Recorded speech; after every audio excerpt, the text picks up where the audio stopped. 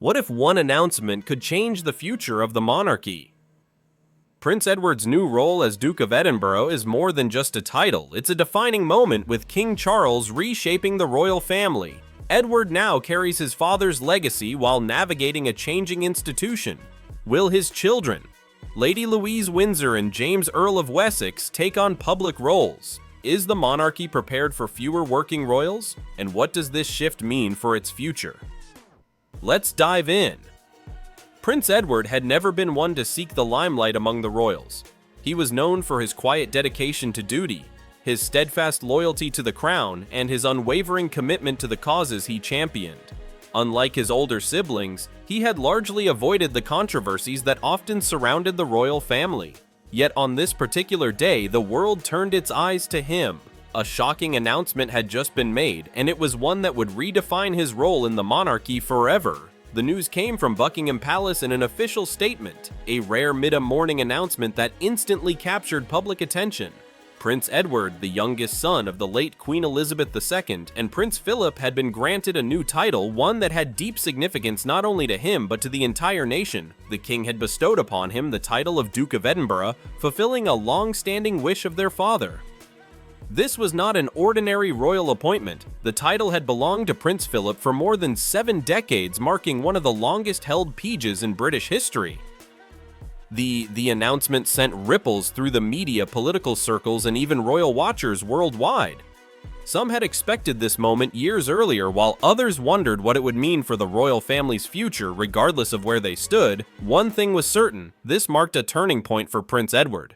In many ways, the title was more than just an honorary distinction. It came with expectations, responsibilities, and an enduring legacy that he was now entrusted to uphold. The Duke of Edinburgh's award, one of the most influential youth development programs in the world, was directly tied to this role. It had been Prince Philip's lifelong passion, a project he had nurtured and expanded across more than 100 countries for decades. Prince Edward had been deeply involved in the program, often working behind the scenes to ensure its continued success. Now, as the new Duke of Edinburgh, the responsibility of leading it fell entirely on his shoulders. The announcement was met with a mixture of admiration and curiosity. Royal supporters praised the king's decision, seeing it as a well-earned recognition of Edward's years of dedicated service, but not everyone viewed it with the same enthusiasm. Some commentators questioned whether the role should have been granted to another royal, perhaps a younger and more visible member of the family. Others speculated about what this meant for the broader structure of the monarchy, especially at a time when King Charles had been signaling a desire to slim down the working royals. Despite the outside chatter, Prince Edward himself remained characteristically reserved when asked about the honor. He expressed gratitude, but made it clear that for him this was about continuing his father's legacy rather than gaining a higher rank within the family.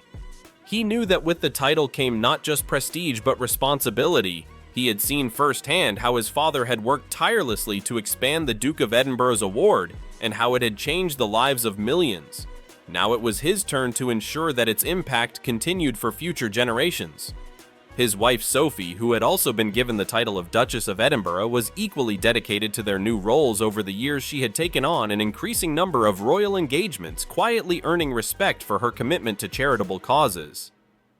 As the news spread, the couple was spotted attending a public event where they were met with warm applause for those who had followed their journey. It was a reminder that despite their relatively low profile, they had been steadily building their legacy within the royal family. Beyond the excitement of the announcement, there were deeper implications to consider. This moment signaled a shift in the monarchy's internal dynamics.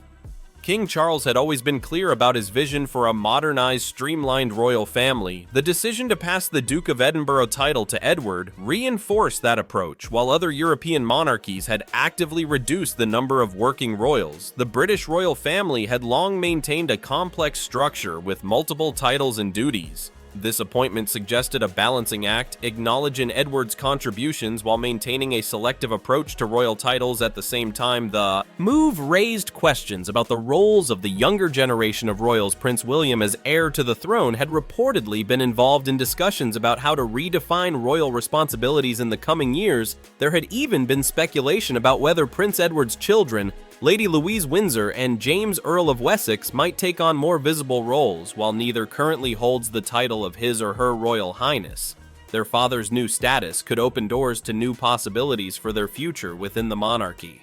For now, though, the focus remained on Prince Edward and the significance of this moment as he stepped into his father's shoes. He did so with the knowledge that this was not just a title, but a duty. The Duke of Edinburgh had been a figure of strength and resilience, and those qualities would now be expected of him in an era where the monarchy was navigating both modern expectations and historic traditions. His role would be more crucial than ever. The weight of the title was something he had prepared for, yet the reality of it was still settling in as he and Sophie moved forward in their new positions. The road ahead was both familiar and uncharted. There was work to be done, expectations to be met, and above all, a legacy to uphold. As the day of the announcement unfolded, responses continued to pour in. Supporters celebrated the recognition of Edward's decades of service, while critics debated what it meant for the future of the royal family. But amidst the discussions and analysis, one fact remained clear. Prince Edward had just stepped into a new chapter of his life, one that would define his role in the monarchy for years to come. The announcement had settled in, but its implications were still unfolding while Prince Edward was no stranger to responsibility. This new chapter placed him in a unique position within the monarchy. His title now linked him directly to one of the most influential royal legacies of the 20th century. The late Prince Philip had shaped the role of Duke of Edinburgh with an iron will, ensuring that his impact would be felt long after his passing. Now Edward had to navigate that legacy while adapting to the evolving expectations of the modern monarchy. There was no time to dwell on the significance of the moment. His first set of engagements as the Duke of Edinburgh began almost immediately. Attending events related to the Duke of Edinburgh's award had always been part of his routine, but this time his presence carried new weight as the program's patron. He was no longer just a royal supporter, he was its official figurehead. His father had established the award in 1956, envisioning it as a way to help young people develop essential life skills through physical challenges, community service, and personal growth over the decades. The initiative had expanded globally with millions of participants in more than 100 countries. For Edward, this was a cause he had supported for most of his adult life. He had earned his own Gold Award in his youth, an experience that had left a lasting impression. Now, as its official representative, he was determined to honor his father's vision, while also ensuring the program remained relevant in an era where the needs of young people were changing rapidly.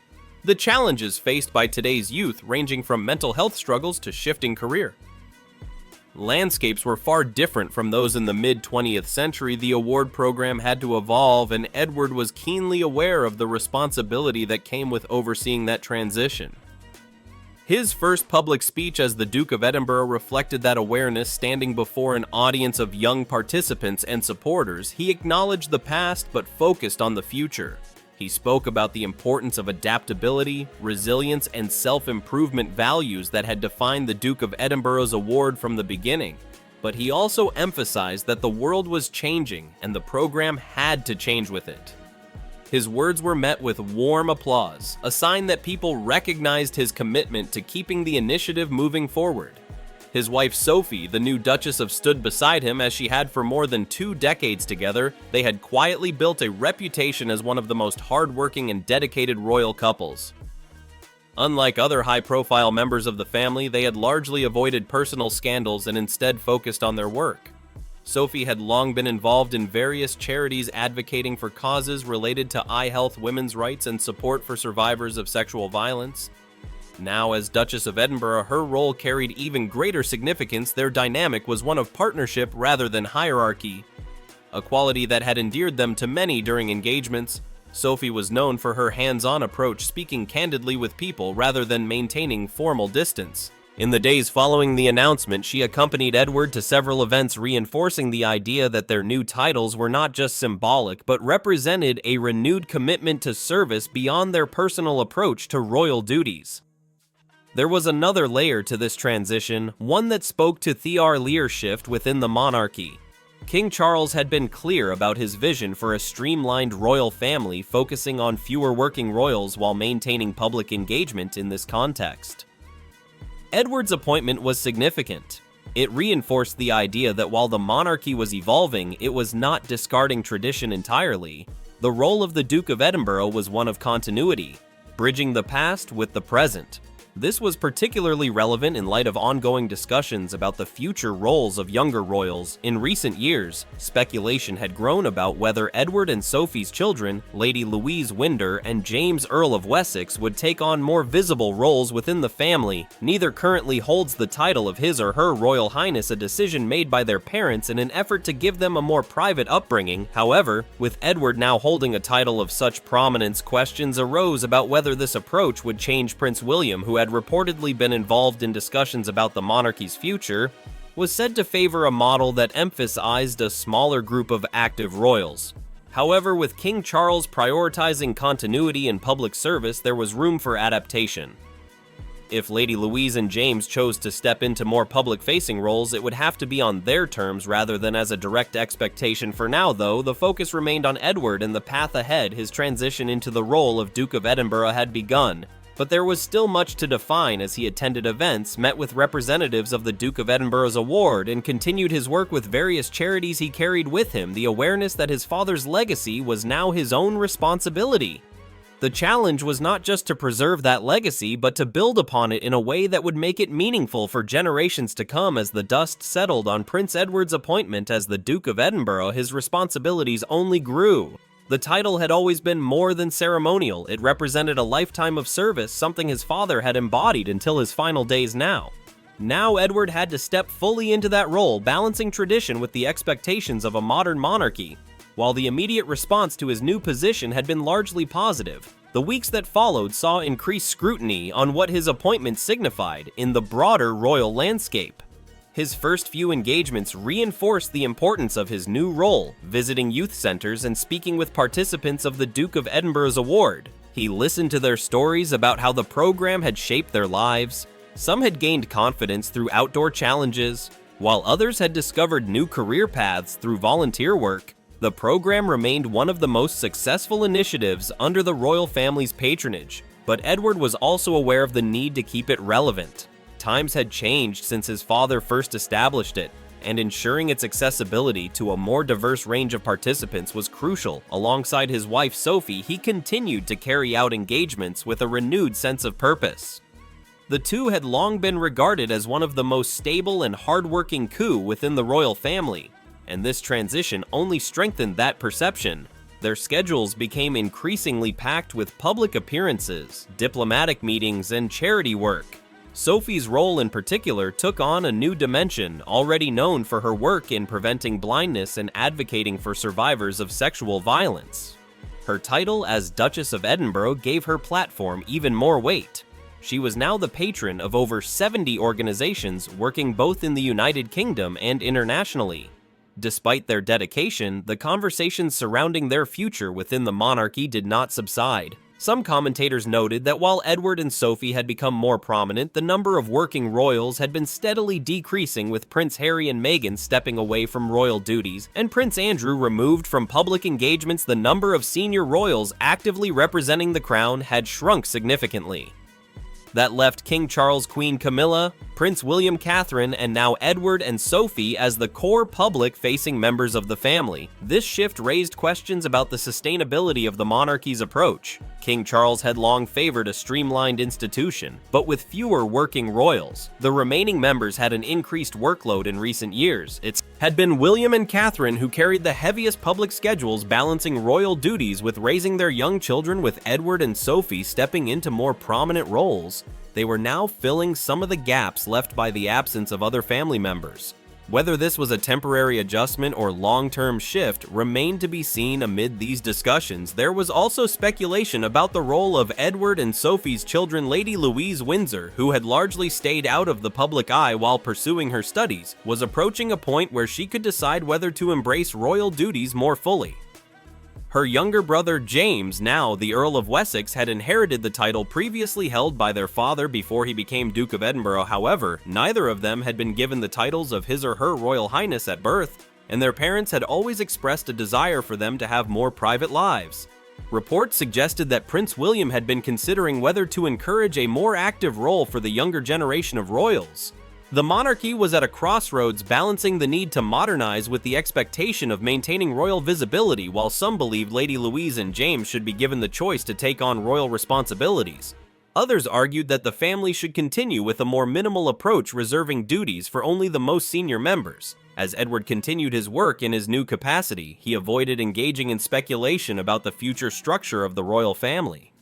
His focus remained on his commitments, particularly the legacy of his father. One of the most significant moments in his early days as Duke of Edinburgh came when he attended a major event celebrating the impact of the Duke of Edinburgh's award, standing before a crowd of young achievers. He spoke about the program's importance and his desire to see it expand even further. His speech was met with the standing ovation, reinforcing the respect he had earned over decades of service. It was a reminder that despite the shifting landscape of the royal family, there was still a deep appreciation for continuity and commitment. Edward had never sought the spotlight, but now that it had found him, he was determined to use it to further the causes he believed in. With each passing engagement, Prince Edward's presence as the Duke of Edinburgh became more defined, no longer simply a working royal carrying out engagements. He was now deeply embedded in the long-term vision of the monarchy.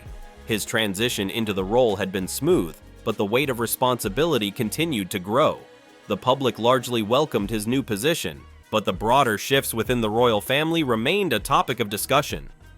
The monarchy was evolving, and Edward's increased role was a reflection of that change. His work with the Duke of Edinburgh's award remained a priority, but his commitments extended far beyond that. His responsibilities included patronage over several organizations focusing on everything from education and youth development to conservation and the arts. Many of these were causes he had been involved with for years, but his new title gave them renewed significance. His father had always believed that service was the foundation of the royal family's purpose, and Edward had embraced that belief fully. However, with fewer working royals, the demands placed on him and others within the core group of the family were increasing. Alongside his wife Sophie, he continued to take on a growing number of engagements both domestically and abroad. Their international visits had become particularly important, reflecting the royal family's ongoing diplomatic role in recent months. Edward had traveled to several Commonwealth nations, reinforcing relationships that had long been central to the monarchy's identity. His visits often focused on youth initiatives, education, and military support, all areas where he had built significant experience over the years. During a visit to Estonia, he met with military personnel and government officials, discussing ongoing partnerships between the United Kingdom and its allies. His presence there underscored his role in representing the royal family on the global stage, something that had become increasingly necessary with the shifts in international relations, while King Charles and Prince William carried out most high-level diplomatic duties. Edward's growing role in foreign engagement signaled a broader effort to distribute responsibilities across a more limited number of working royals. Despite his increased presence, Edward remained one of the more understated members of the royal family. He had never been one for grand gestures or public spectacles, preferring a more measured approach to his duties. This had worked in his favor over the years, allowing him to build relationships with